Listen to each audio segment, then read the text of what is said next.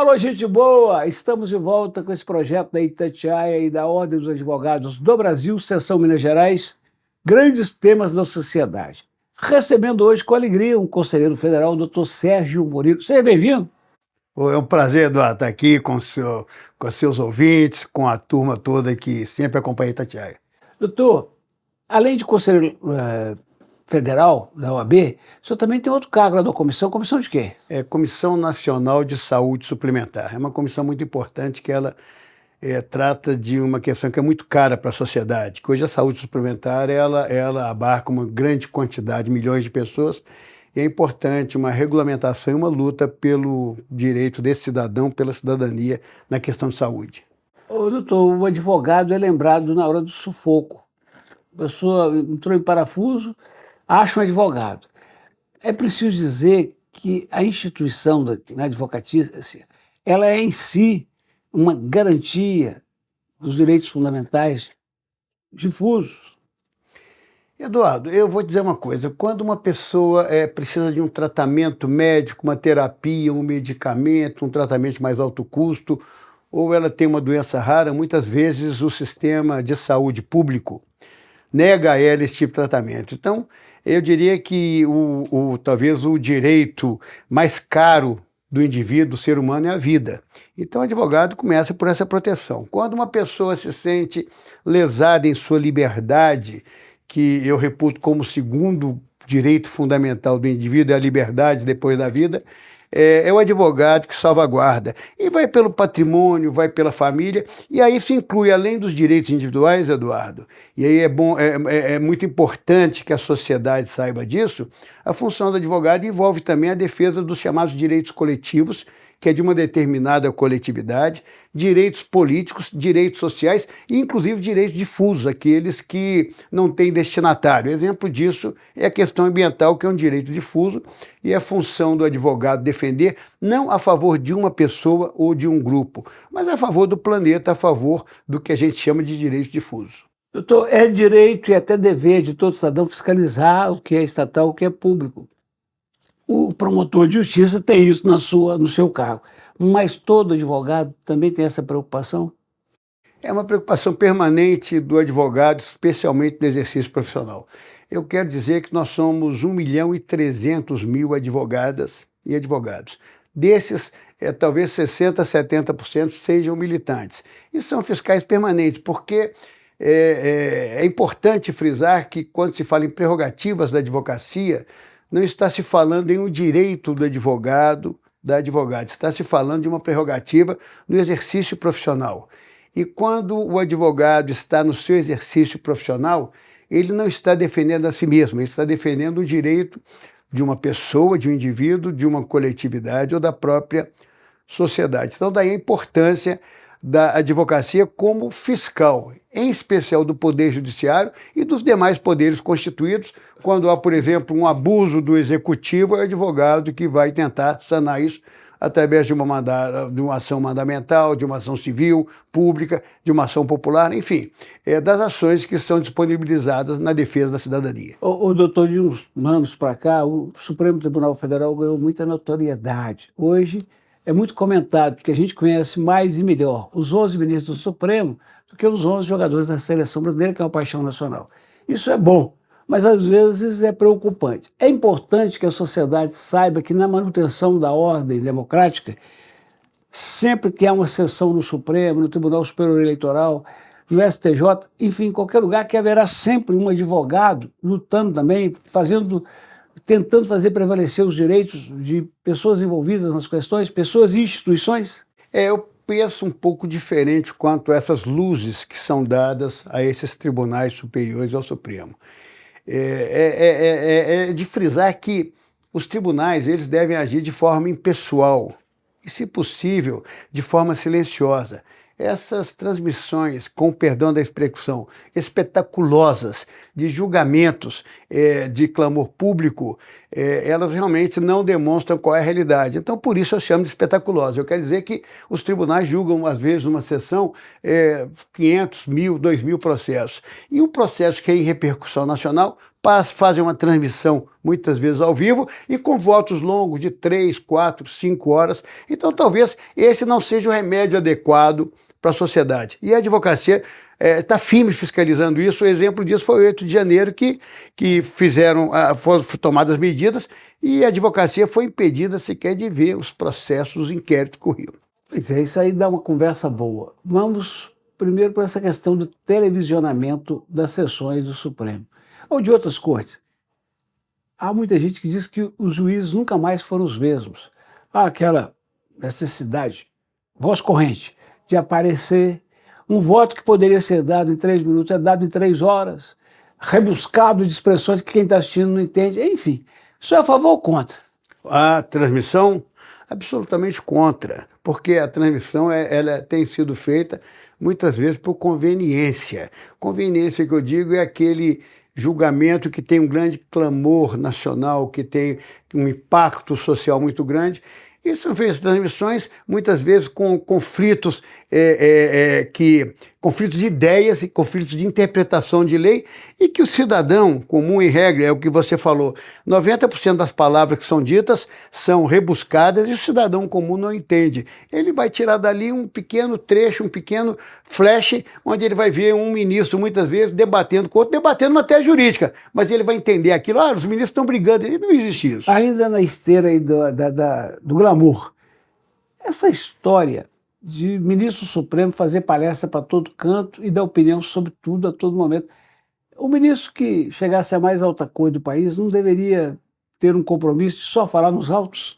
Quer dizer, o entendimento meu pessoal, não falo em nome de toda a advocacia, falo como entendimento meu pessoal. Evidentemente que o ministro, quando chega a uma corte superior, ele tem atrás de si uma história sublime na área jurídica, uma história sublime quanto à conduta ilibada, mas depois que ele ingressa numa corte, seja ela uma corte estadual, seja ela uma corte superior, ele tem que entender que ele passa a ser um instrumento de efetiva pacificação social. Advogar é buscar pacificação social. Você pleiteia a pacificação, mas quem efetivamente distribui essa pacificação social é o magistrado, é o juiz, é o ministro, é o desembargador. Então, na minha ótica, quando ele começa a externar posições pessoais, em doutrinas, em palestras, antes mesmo que um caso concreto seja submetido a seu julgamento, eu não acho uma conduta adequada exatamente para se evitar um pré-julgamento ou mesmo externar-se uma posição prévia acerca de um assunto que ainda não foi julgado. Antes de chegarmos ao 8 de janeiro, tem um outro assunto, doutor Sérgio, que me incomoda profundamente como um repórter que cobriu polícia praticamente o tempo todo, porque a gente acaba que tem contato com o noticiário policial. Eu aprendi, doutor Sérgio, que o sujeito faz uma denúncia. Eu vou na delegacia, apresento uma queixa contra o senhor. Ou procuro a viatura policial, que faz o boletim de ocorrência e entrega para o delegado. O delegado chama o Sérgio, chama o Eduardo, conversa e tal. Se achar que faz sentido, instaura o inquérito. Os dois lados, o advogado do acusado tem direito de defesa, aquilo corre. Ao final, o delegado ou arquiva ou oferece, dá encaminhamento. Aí tem um promotor que vai ler tudo, conferir provas, dependendo do que ele achar, fala assim, não, volta, porque o delegado não trabalhou bem. Dependendo do que ele achar, fala assim, ofereço denúncia. Um juiz sumariante, assim que fala, né? Recebe, dá uma olhada e aquilo, então, segue o rito da justiça. Tem um advogado aí, que eu nem sou fã dele, nem conheço, o outro, Daniel, para o nome dele, foi deputado também, advogado não, deputado. O ministro Moraes, para dar um nome, nesse caso específico, ele apresentou a queixa, fez o inquérito, acusou, condenou e mandou prender. Esse negócio não é esquisito? É muito esquisito. Essas são as questões contra as quais o Conselho Federal da Ordem luta. Tem que se bater, né? Mas eu quero dizer que não há paridade de armas, né? Então nós temos uma Corte Superior que ela é a mais alta corte do país. Então quando há eu chamaria de desmando, um desvio desde conduto, o que você pode lutar é para levar a matéria ao pleno, para buscar dentro do pleno uma solução. Evidentemente que uma mesma, aí, por mais poderoso que seja e que mais poder tenha um ministro supremo, ele não pode acusar, ele não pode conduzir o inquérito, ele não pode conduzir o julgamento e ao mesmo tempo condenar. Isso é óbvio, isso aí fere os mais basilares princípios da ampla defesa, do contraditório, isso é base da Constituição. Agora, doutor, vamos para o 8 de janeiro. Claro que nenhum cidadão que tem mais de 5 anos, tem um mínimo de juízo na cabeça, vai concordar com o negócio daquele. Invadir a praça dos três poderes, depredar prédio público, quebrar obras de arte, aquela confusão toda. Bom, aí vem o processo de julgamento. Eu vi pelo menos 3 advogados na rede social queixando-se que foram humilhados pelo condutor do processo, o ministro Alexandre. Aí eu pergunto para o senhor, primeiro, se esse sentimento é seu também, se isso chegou ao Conselho Federal da OAB, e por que uma instituição tão forte, tão representativa da sociedade civil brasileira, não teve forças para uma defesa mais contundente desses advogados? Naquele caso, eu acho que houve um chamado vício de raiz. Conduta criminal, tipicidade criminal, ela deve ser individualizada. O que foi feito na Praça dos Três Poderes foi encostar vários ônibus, falaram, vamos tirar vocês daqui, colocaram todo mundo na vala comum e levaram todo mundo como se todo mundo tivesse cometido o mesmo ato. Eu quero dizer que havia ali, como havia aqui na frente do nosso exército, na Rádio Gabalha, havia muitas senhoras, senhores, pacificamente, pleiteando aquilo, aquela história do Voltaire. Olha, eu posso não concordar com uma palavra que dizes, mas jamais eu te bloquearei, eu não deixarei você dizer, eu não aceitarei o que você diz. Então, me permita uma parte. Eu repeti que desde o dia 9 de janeiro até ontem, eu repito no rádio o seguinte, 1.100 pessoas, que é a média. 100 tinha que ser julgado com rigor. 1.000 são equivocados que estavam ali, para não dizer idiotas, né? Eu acho que é idiota. É isso que eu sei também? Idiota, e todo mundo foi julgado do mesmo jeito. E quando eles viram que houve aquele movimento, evidentemente o cidadão de bem tinha que se retirar dali e ir embora, porque você não pode. É a mesma coisa eu fui presidente do Tribunal de Justiça Esportiva e aí tinha um grande conflito e a turma entrava, olha, quem não quer conflito vai sair. Então a gente passava por isso em menor escala. Mas ali o erro foi exatamente daquelas pessoas de paz que estavam ali, falando de um ideal pessoal, de um sonho, terem se mantido ali. Agora, então, mais 17 anos de cadeia, isso não quer dizer que a conduta deles tenha sido típica de depredação do patrimônio público. Isso não quer dizer. E também tem que deixar bem claro o seguinte, não há golpe a pau e pedra. Isso tem que ser bem esclarecido, não há golpe a pau e pedra. Erraram profundamente. Se tinham intenção de criar um tumulto governamental, um tumulto na nação, acho que tem que ser punidos de forma exemplar.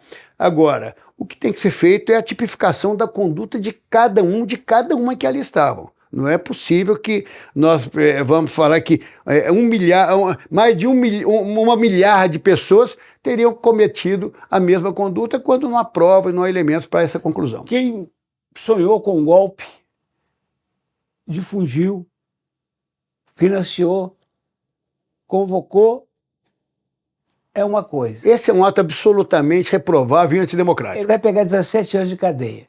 Uma mãe de família abobada que foi lá porque discorda da eleição de um presidente, quer um país melhor, mas 17 anos de cadeia.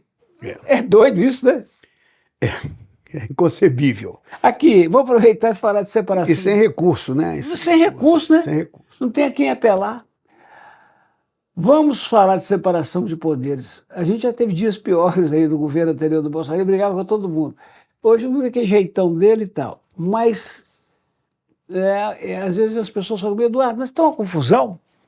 O executivo está legislando, o legislativo está pedindo verba para fazer obrinha para ser reeleito e o judiciário está legislando no lugar também do... Está julgando A OAB está vigilante a isso, né?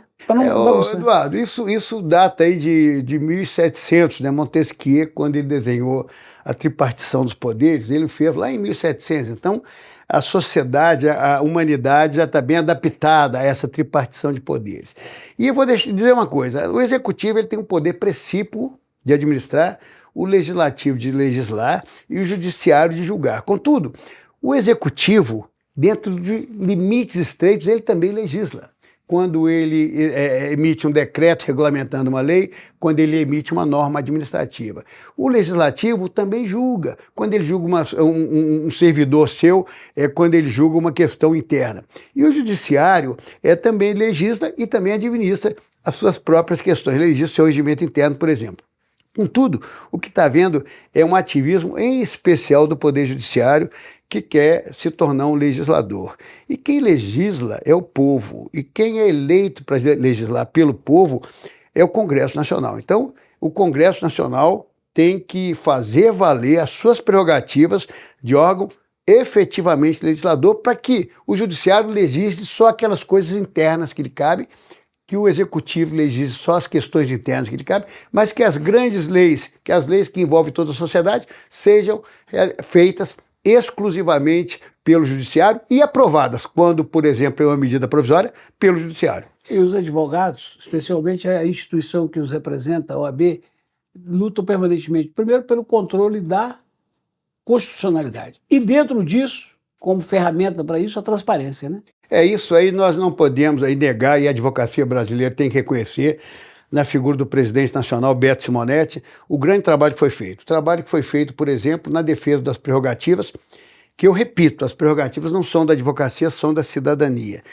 Quando ele buscou a criminalização da violação das prerrogativas, enfim, quando busca elementos para que o exercício da advocacia seja fortalecido e, consequência disso, que a sociedade e a cidadania estejam mais protegidas. E também é uma luta aí incessante do Conselho Federal, também sob o comando do nosso presidente Beto Simonetti, acerca da questão da chamada limitação dos poderes para que cada qual, com o perdão da expressão, fique no seu quadrado. Né? Cada um no seu quadrado. Cada um no seu quadrado. Ô, doutor, vamos puxar a sardinha aqui para o nosso lado do jornalismo. A importância da luta da democracia, da advocacia na defesa, dentro do Estado democrático de direito, da liberdade de imprensa. Eu disse e repito, eu acho que o direito de falar, de externar uma opinião, esse direito é sagrado e não pode ser combalido de forma alguma. E a imprensa tem esse papel fundamental exatamente na transmissão dos fatos, da narrativa dos fatos. Chega num local como esse aqui, da Rádio Itatiaia, você vê que assim, há uma informação ampla, uma busca plena de informação, uma busca plena da verdade. E falo assim, não porque estou na sua presença, Eduardo, você é um exemplo disso. A gente acompanha a Itatiaia e acompanha você há muitos anos, e a sua voz tem credibilidade exatamente pela sua história. E é isso que nós queremos para a imprensa. Nós queremos uma imprensa séria, verdadeira, comprometida. E evidentemente que aos blogueiros, aos formadores de opinião falsos, fakes, isso aí a gente abomina, claro, mas a imprensa séria, como é feita aqui, como é feita em grandes órgãos de imprensa, ela tem que ser respeitada e nós temos que lutar de forma intransigente pela liberdade da imprensa. Então, o senhor falou em blogueiros aí, vamos entrar na areia movediça para fechar a prosa aqui. Ô, doutor, quando eu estou no microfone da Itatiaia, que eu digo fulano de tal é isso, aquilo, aquilo outro, eu digo sabendo que essa pessoa pode me processar imediatamente, pode processar a rádio e que em breve tempo haverá consequências, como diria Lacan, para todo ato tem sua consequência, consequências na medida da gravidade do que eu falar. Agora, nessa conversa que estamos tendo, que vai ao ar nas mídias sociais da Itatiaia e da OAB, é diferente. A prática tem mostrado. Uma moça de 22 anos, bonita como era só, de Araguari, no Triângulo Mineiro, deprimida. O estado dela foi piorando, piorando, piorando, e quantas não existem por aí. E ela resolveu inventar que namorava um blogueiro famosérrimo, o Whindersson, Whindersson Nunes. E contou para isso com a ajuda de um desses sites espetaculosos, o tal do Choquei. Vai lá e publica aquilo tudo. O cara entra em parafuso, e não tem nada a ver com isso e tudo, e a coisa aperta pro lado dela. Ela é de Araguari. Entra uma moça de Rio das Ostras, no Rio de Janeiro, de 18 anos, e fala: minha filha, o seu caminho é o suicídio. E ela se mata naquele mesmo dia. A Polícia Civil investiga tudo e apresenta o relatório. Falou, ó, nada contra o Whindersson, porque ele foi vítima. Indiciamento da menina do Rio por estimular os outros ao suicídio. Aí perguntamos, e eu choquei tudo, não tem legislação. Aí quando eu defendo, doutor, que essas big tech tem que ter algum tipo de controle, tem muita gente que fala, está querendo censura, Eduardo? Não, logo você. É diferente, doutor? Nada a ver uma coisa com a outra. É diferente, doutor? Nada a ver uma coisa com a outra. Quando você transmite uma mensagem de forma descompromissada, você transmite uma mentira, uma indução, por exemplo, a um ato de autoextermínio, evidentemente que você é responsável e o órgão, o veículo também tem que ser responsabilizado. Tem, não tem, doutor? Tanto que nós temos responsabilidade, os grandes grupos de comunicação têm a responsabilidade, por exemplo, de não tocarem nessa matéria. Isso. Essa matéria não é tocada, o autoextermínio é tocado, e perfeitamente viável essa postura, porque é uma postura que pode induzir uma pessoa num estado mínimo de depressão, ou de angústia, ou de ansiedade, a achar que esse é o caminho, quando esse nunca vai ser o caminho. Então, isso eu acho abominável, e acho que tem que ser responsabilizado o veículo que produz esse tipo de mídia, esse tipo de material. Estamos agradecendo ao doutor Sérgio Murilo, que nos honrou desse episódio, desse projeto Grandes Temas da Sociedade, uma iniciativa da Ordem dos Advogados do Brasil, seção Minas Gerais, e a Itatiaia, a rede de rádio que já passou das 70 emissoras neste estado. Estamos juntos, vamos juntos.